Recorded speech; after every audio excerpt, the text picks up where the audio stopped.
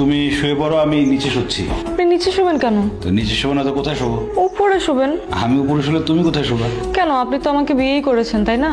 বিপদে পড়েছো তাই বিয়ে করেছি। বিপদে না পড়লে সম্পূর্ণ অপরিচিত একজনকে তুমিও বিয়ে করতে না, আমিও বিয়ে করতাম না। জি। আর এখন যদি আমি সব পুরুষের মতো তোমার উপরে ঝাঁপিয়ে পড়ি, তাহলে অন্য পুরুষ আর আমার মধ্যে পার্থক্য হলো কি? বিয়ে করেছি, একসাথে থাকছি। যদি কখনো তুমি মন থেকে আমাকে ভালোবাসতে পারো, তখন না হয় আমাদের সংসারটা শুরু হবে। যে মানুষটা আমাকে এত বড় বিপদ থেকে উদ্ধার করছে, আমি তো সাথে সাথেই তখন তাকে স্বামী হিসেবে মেনে নিয়েছি। এটা তুমি কৃতজ্ঞতা প্রকাশ করছো।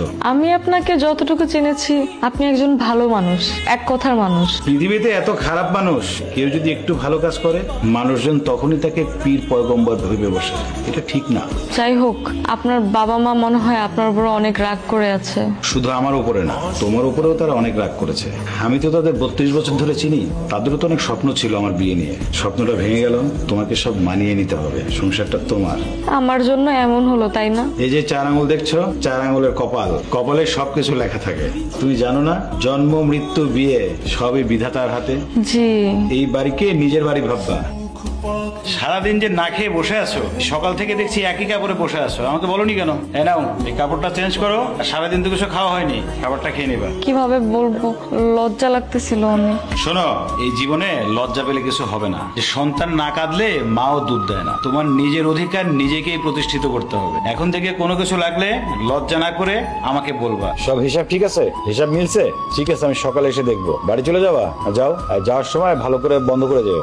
নতুন বিয়ে করে ঘরের বাইরে কেন বসে আছো ভাইয়া? কেন, এমন কোনো নিয়ম আছে যে বিয়ে করে বাইরে থাকা যাবে না? না মানে জানতে চাচ্ছিলাম, তুমি কি সত্যি বিয়ে করছো নাকি অভিনয় করতেছো? একবার বলছি না, কি হয়েছে? বারবার একই কথা জিজ্ঞেস করিস কেন? তোমার সাথে কি ওনার অনেক দিনের প্রেম ছিল ভাইয়া? যা বলার বলছি তো। বেশি পাকনামি করলে একটা থাপ্পড় মারবো, একবারে তা ঘুমায় পড়বি। মেয়েটা তো দেখতে অনেক সুন্দর, আগে তো খেয়াল করিনি। শাড়ি পরে তো ভালোই লাগছে। আমার এত টাকা পয়সা, সহায় সম্পত্তির উপরে তোর লোভ পড়ছে, তাই না? বিশ্বাস করেন আব্বা, আপনার সম্পত্তির উপরে আমার কোনো লোভ নাই। আমি অনেক বিপদে পড়ে আপনার ছেলেরা বিয়ে করছি। কিসের বিপদ? তোর কোনো বিপদই নাই। তোর যদি বিপদই থাকতো তাহলে তুই টাকা নিয়ে চলে যাইতি। তোর কোনো বিপদ নাই। আরে আপনি খাড়াই রয়েছেন কিসের জন্য এখনো?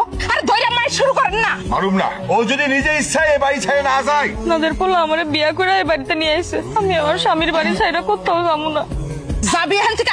তোরে আমি 2 লক্ষ টাকা দিতাছি, টাকাটা নিয়ে চলে যাবি। এই টাকা কেন দিতাছি জানোস? তুই এই বাড়ি থেকে যাওয়ানোর পর আমার পোলা যদি কোনোদিন তোর লগে যোগাযোগ করে, কইবি যে তুই নিজের ইচ্ছায় এই বাড়ি ছেড়ে চলে গেছস। খবরদার, আমরা যে তারায় দিছি এই কথা কইতে পারবি না। কবি আমার পোলার লগে তুই সংসার করবি না। যাবি তাই। টাকার দরকার নাই, ছেলেও আমারে পাবে না। আমি চলে যেতেছি।